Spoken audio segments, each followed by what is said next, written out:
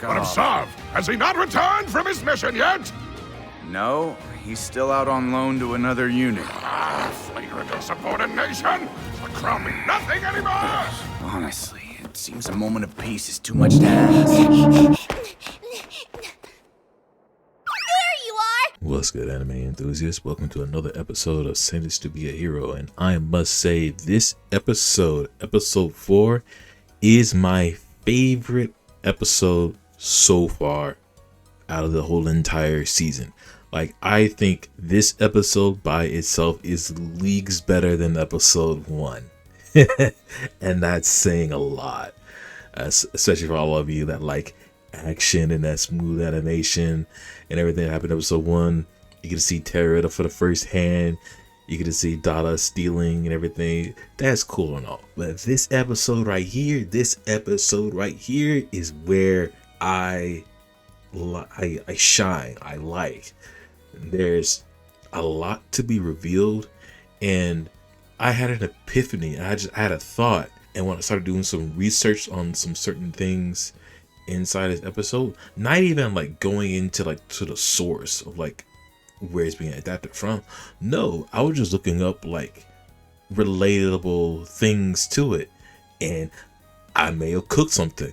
I don't know. I feel like I know other things about the whole entire story of what might be being told later. I don't know if that's true or not, but I mean, it's something.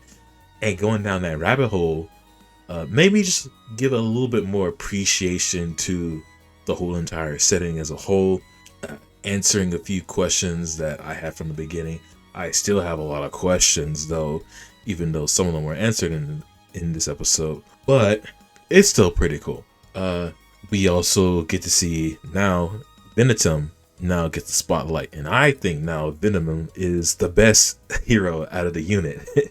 Now my ranking is like Venetim, Norgal, Tatsuya, and Xylo as far as, you know, hero ranking is concerned now. Oh, I'm sorry, Dada. Dada, I'll put Dada last, unfortunately. I mean, Dada is Dada. He shows up again in this one. Unfortunately, he's just like carrying on. But let me get right into it. I don't want to take too much longer because there's a lot I want to say at the end. Maybe I might say it in the middle if I get a little excited. So, as a preface, I'm not going to talk about the first third of this episode in detail. As in, this episode is a, what do you call it, transition. It's a break. It's a stop in the action for the protagonists to rest until the next episode. It's a break in all the action. So we actually get to see all the characters in a much more casual setting, them having fun, what are their daily activities, that sort of thing. And the whole thing takes place in Muret Fortress, aka Wafer's Nest, is what they call it. It's a lively town. There's a festival called the Great Exchange that's going on, where a bunch of merchants come together to sell things. And it's pretty neat. And we see the heroes just doing normal things. Dada is out stealing stuff already. He's drinking. He's indulging all the vices, drinking, smoking. He doesn't have girls. That's what he wanted. Venetim's with Dada. He's like not really scolding him, but telling him, "Hey, you should be doing these things." That sort of thing. Simple stuff. Norgal is looking for his commander-in-chief Xylo because he wants booze, but they don't have enough money. And Xylo is like, "Hey, yo, we don't have enough money. I mean, go find someone else to take a loan out of it." That's cool. And Xylo, he's reading poetry. He's a reader. He's a book. And he even said that if he didn't go into the military, he'd be a poet. That's cool. Terra, all she wants to do is like go to the Great Exchange and play around. And she keeps bugging Xylo, but Xylo's want to go talk to Holy Knights. And then here comes Captain Kivia, because she wants to talk to Xylo. And then Terra is like, "Ooh, this is a great excuse for all of us to go to the Great Exchange, and you can talk to Xylo." Cool. And they go, and they have fun. And Terra gets to see a bunch of things that she never saw before. It's cool. It's neat. It's cute. It's simple. It's there. I like it, but I don't like it as much as everything else that happened after that. So what happened after that, right? What does Captain Kivia want to talk to Xylo about? Well, Captain Kivia is re-evaluating Xylo because of what Xylo already did, helping out with her unit in the first episode and the miners in the previous episodes. And she says that all the people are grateful. And when she said that, Xylo was like, he's like relieved and happy that those he saved are, grateful. And Kivia starts to reveal a bunch more information on what she's actually been doing. So Kivia says that forming a pact with Territa might have saved her. Territa was discovered in the northern ruins, and after the evacuation, it was the 13th Order of Holy Knights, that's Kivia's unit. They were assigned a pact with her, and they were ordered to handle the oversight and operations, I assume, of moving her and everything. That's the whole first episode thing again. But in the background, the military and the temple were slowly like bickering and arguing with each other over Territa. And while Xylo found it funny that, both the military and the temple are like fighting over it, Captain Kivia said that, yo, Xylo, it's your fault. When you killed Goddess Minerva, it gave the military the idea that, if a goddess can be killed, maybe we can make more goddesses. That's not too far-fetched of an idea, as I kind of made a shot call in the dark that maybe the temple was making goddesses. No, they were just being found in ruins everywhere. But the military is like, maybe we can make more of these girls. And Xylo rephrased it as, before that. And the military wanted Kivia's unit to like study and analyze Territa. Xylo rephrased that, dissecting. But, eventually the military won the argument. And the situation around Territa started to change, though, because Xylo and the others had defeated 2 demon lords already with Territa. They see Territa as useful. And the military already knew about Territa's power to summon swords because it was written in the ruins where they found her. Why? Why was there information on it? Well, my friends, Captain Kivia tells us backstory on the goddesses. So what were goddesses? They first came during the First War of Subjugation. Remember in the second episode that the guy was telling Kivia that the 4th War of Subjugation came out when the serpent appeared. We'll get to that at the end. I got a crackpot theory on that. But the First War of Subjugation was called the Great Civilized Era. The goddesses act as a kind of gate, and each one has a different nature. There's one that creates poison, there's one that deals with lightning and storms, there's another that sees the future. We'll get to them a little bit later. They awaken in response to the demon blight, and they return to sleep in their coffins when done. And Xylo gives us a little bit of a side note, saying that one of the goddesses actually brought Tatsuya from another world. Tatsuya is an isekai. That is interesting because I didn't even see that first. But when you look at the names of the characters, Tatsuya is like really the only one with the Japanese sounding name. Everybody else is like in a whole different culture. So that gives a little credence to that. That's pretty interesting. I like that. And Kivia says that the military says that Territa's abilities are far weaker than the other 12 goddesses. Technically 11 because Minerva's dead, but we don't talk about that. So that makes me put into question, okay, if Territa's that weak, is she really that weak? Or is it the fact that Territa just hasn't awakened to her true potential yet? Maybe sometime down the line that not only will Territa summon swords, she will summon flaming swords or lightning swords, or maybe some other acts of like weapons of mass destruction. Maybe she'll summon a nuke. Who really knows? But I suppose we'll get there when we get there. And also, we find out that Kivia, when her team was sent out to, pretty much die, it was for atonement for Territa and failing. Xylo gets mad about it. The military just thinking that Territa was not useful as a goddess, but hey, she's useful now. After that, we get the next scene, which is Xylo and Venetim getting the next mission for the heroes. They are to defend Mured Fortress until their last breath. They are going to fight to the death, their death.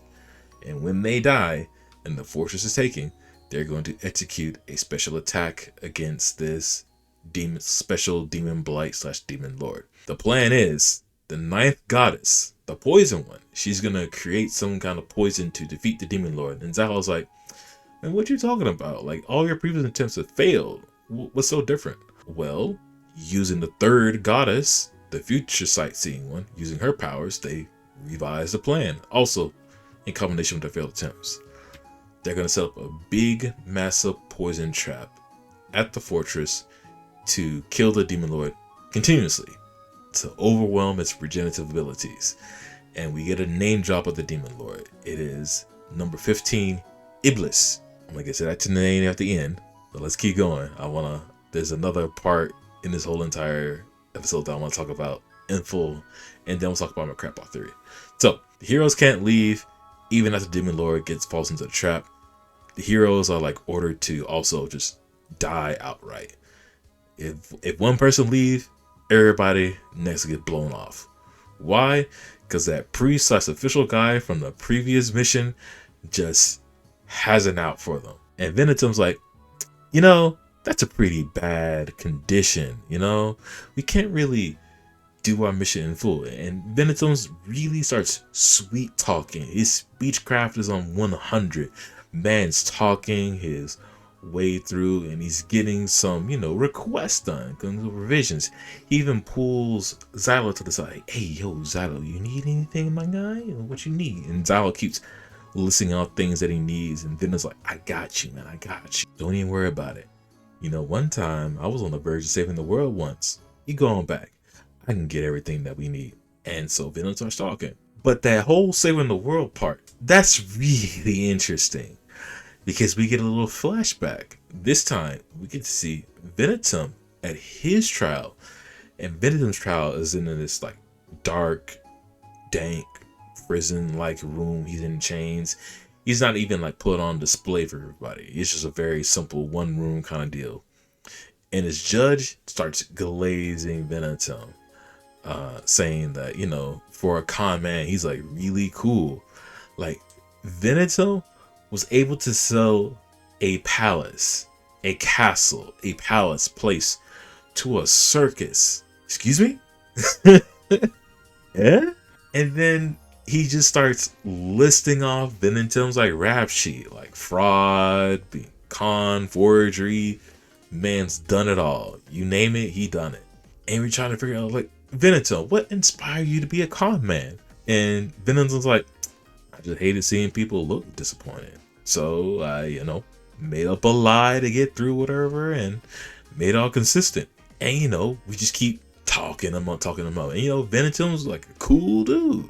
And the judge says, like, you ain't even getting the death penalty, which is quite interesting, because I thought the hero sentence was the death penalty. No, they actually have, the death penalty. But they believe, I guess, to be a hero, it's a lot stronger than that. Who knows? Or there might be some other underlying factor. I got a crap out theory on that as well. But Venetim's not even being punished for the whole castle fraud thing in the first place. The real reason that Venetim was caught was that he wrote an article for a third-rate paper. In this article, Venetim wrote that spies under the influence of the demon blight, pretending to be human, have infiltrated the temple, Gautuli, and even the royal family. So it's a conspiracy theory. And Venetim says that, yo man, we ran out of scandals, the thing to say. So they told me to make something up that would inspire fear in the populace and run with it. And he did. And the judge like, man, forgery, fraud, scandals, conspiracy theories, they're alright. They're cool. We don't care about it.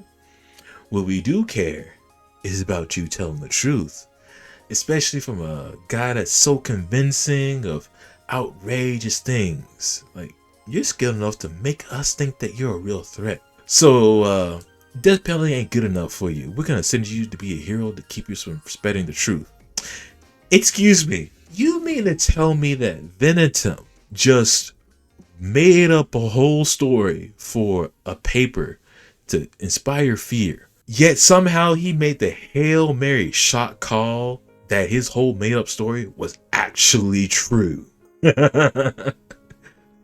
mean to tell me that his conjured theory about spies influenced by the demon blight are actually infiltrated within like the temple, the military, and the royal family? That's crazy. What a crazy way to reveal that the corruption runs deep inside the whole society. Chef's kiss, 10 out of 10. I like that.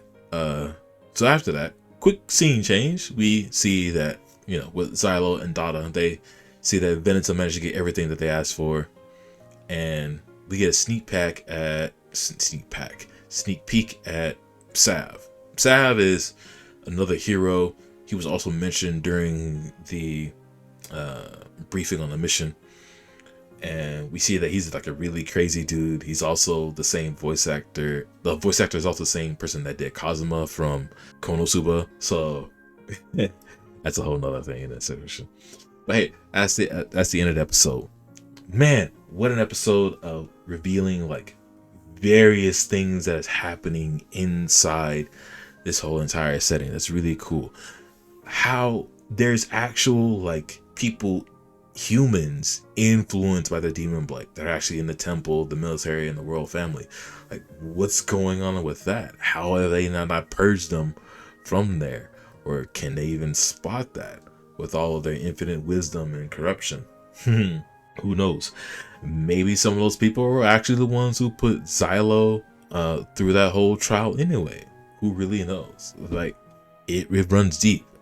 I don't know if we'll get a good answer on that, but I'm waiting to see what they kind of tell with that kind of story on that. But what I want to talk about is this whole first/fourth world subjugation and goddess type of deal, and especially what might happen after that.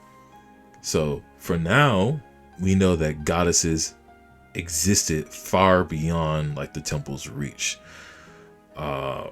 Things that have been found in ancient ruins that awaken when the demon blight happens and they sleep when it's over. Now, what prompted me to like really do some research is like into the naming conventions of these demon blights, because it's kind of weird that, well, I thought I was confused because in episode 2 we learned that during the Fourth War, the first demon blight ever, though the first named one, I should say, the serpent appeared, which started the demon blight. That's what I thought. But you mean to tell me that during the first war of subjugation, the goddesses were also there, and they only awakened when the demon blight happens? So this demon blight has been happening for like centuries, or even more than that, millennia maybe. Who really knows? And that had me thinking, okay, what's the deal with these demon lords? Like, what's their thing? So I started looking up their names, because Demon Lord 15, Iblis, that means, devil, or in some other religion, I could believe in Christianity, if I remember correctly, that is like another version of saying Satan. So there is like important like naming conventions that's being told, and of course that's mythology and folklore and stuff that anime and Japanese culture use to like expound upon. I think that's cool. So now we have that for Iblis. What if we look into the other demon lords and what they represent? If we go to Lotus, Lotus flower, we look at that demon lord.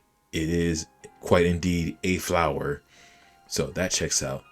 If we look back even further, we go to Odd Boggy or Bogey in the first episode, that big giant insect. While its second form looked different, the first one actually made a little bit of sense. Doing some research on that, I see some things that line up. Is that Odd Bogey is like a fae, or this mythological creature in either Celtic or Scottish mythology, is that this caterpillar that eats children that lives in the forest, or well, eats children if the child tries to get some sort of fruit or berry or whatever from the tree that the Autoboki is from, it'll eat the child. But in all instances, it is a big caterpillar. Jesus. Look back in the first episode, it's a huge, giant, caterpillar-like thing. You can see, well, you can actually see the insectoid elements to it. It also comes from a forest. It is in the forest. So that whole thing, lines up. What really lines up now to me, now this is like my big shot call. The first demon lord name is called Serpent. If we are to believe that this demon blight appears probably every single time, if the goddesses wake up every single time the demon blight happens and they go to sleep when their task is done with defeating the demon blight, that means this demon blight happens a lot, consistently, probably 4 times already, 4th war. The first war, second war, third war, fourth war. If the first one appears, maybe it's called the Serpent. What does the serpent mean? Well, if you look it up, think about Jormungandr, the world serpent. Serpent so big that it coils around the entire world. What if the snake eats its tail? That's an Ouroboros. That means infinity. The serpent is infinite. It's the beginning of the demon blight. That means this demon blight always comes back no matter what happens for whatever reason. We don't know. That's sort of, I guess, my thing is that if they're saying the first demon lord is called Serpent, that probably means that this whole blight thing happens because of it, and it keeps coming back for some reason or another. I don't know. Maybe I'm shooting too far for the stars, but it sounds cool in my head. That's all I got. Other than that, maybe the military has a crackpot theory on the goddesses. Maybe they can make more goddesses. It sounds feasible if they can bleed as if they're like human or bipedal biological creatures. Maybe they aren't so powerful godlike after all. And the temple is like, why? It's also interesting that the temple just went against the military on Terrata, and probably they just did not try to claim Terrata for their own. They just didn't fight for it. That's also a little bit strange. I thought the temple might try to go for a power play there, but they didn't. Or maybe they did. We're still probably not getting the full, context of everything. Also, why didn't the temple just outright give Venetim the death penalty? If they do that, then if somebody out in the world saying, oh, that guy, that Arthur that made the paper, he died, suspiciously days after he published a thing, that probably means that, oh, it's probably true. Maybe they didn't want that, any suspicion to be drawn onto them. So they had to keep him alive, keep spouting propaganda that whoever this dude wrote this, article is actually telling fibs, even though he wasn't. That whole thing. So there's a lot of moving parts in the background that I really like, and I'm glad that we got some answers on. Still have some questions, but not as much as before. I'm kind of chill at this moment in time. I really enjoyed this episode. I liked the whole background storytelling, and I'm liking some of the characters that are being introduced. The first third of the episode, it's whatever, take it or leave it. But everything else after that, that's all meat for me. I'm cool, I'm happy, I'm full. And I want some more. But let me know what y'all think in the comments below. Tell me your crackpot theories. Tell me your favorite character so far. I'm feeling a little revised. Not revised. Yeah, that's right. A little bit right. Revitalized. After the first 3 episodes, I was like, I was wanting more. I need some substance. This is the substance I was looking for. So I'm happy. But if nothing else, hope all of you have a good day, night, evening, morning, wherever you are in the world. And I hope your day is just a little bit better than it already is. With that, we'll catch y'all in the next episode. Peace.